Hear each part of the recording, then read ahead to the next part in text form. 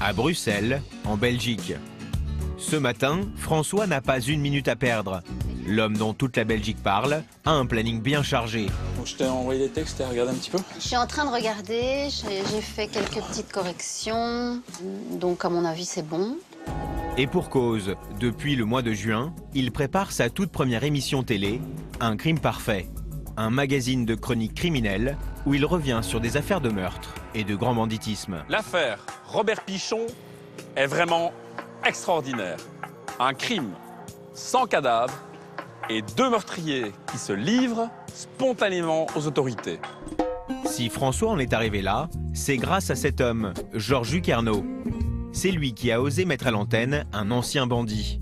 C'est un vrai pari parce que je pense que c'est la première fois qu'on demande à quelqu'un qui est encore aujourd'hui en surveillance quelque part puisqu'il est en libération conditionnelle, donc il doit se tenir à carreau. Donc on sait très bien évidemment qu'il y a derrière ça un risque qui est le risque de rejet, de critique, de gens qui disent mais enfin vous donnez du boulot à quelqu'un qui a tiré, à quelqu'un qui a braqué, à quelqu'un qui a blessé. Nous on se dit que il mérite aussi de pouvoir changer de chemin et si on peut y contribuer, tant mieux.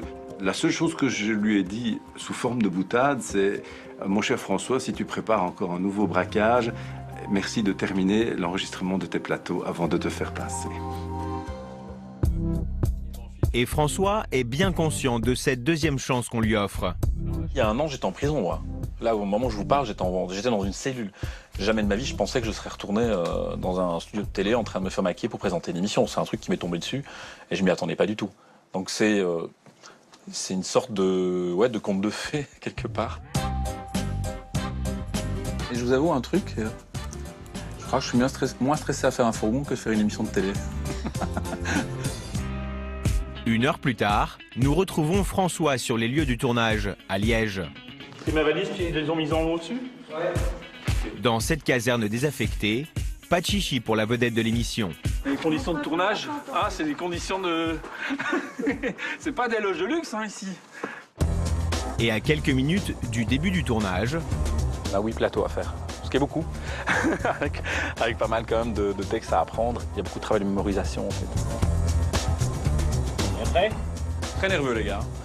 3, c'est pas grave. Je me sens un petit peu fusillé, là. Ça va, les gars, je me rends. 3, 2, 1, action. Au travers de cette enquête passionnante, je vous invite à suivre l'histoire d'un homme bouleversé par l'enquête criminelle, et je raconte n'importe quoi. Il y a une question d'entraînement aussi. Souvent, les premières prises sont difficiles, et puis ça chauffe. Je suis un peu un diesel à ce niveau-là. Pour ce grand perfectionniste, il s'agit de bien faire les choses et de repousser sans cesse ses limites. Car en plus d'être présentateur, François est aussi réalisateur. Il a dernièrement tourné un court-métrage qui s'inspire de son ancienne vie de braqueur. Respire, on va t'emmener à l'hôpital. Tu veux pas que j'aille direct chez le flic aussi? Mais on fait quoi alors?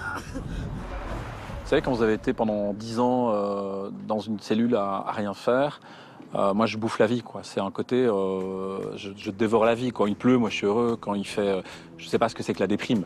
Alors, je dis toujours aux gens, quand ils sont déprimés, va faire une petite semaine en prison, tu reviendras de là, tu n'auras plus besoin de prendre de médicaments, puisque ça vous donne une soif de vivre.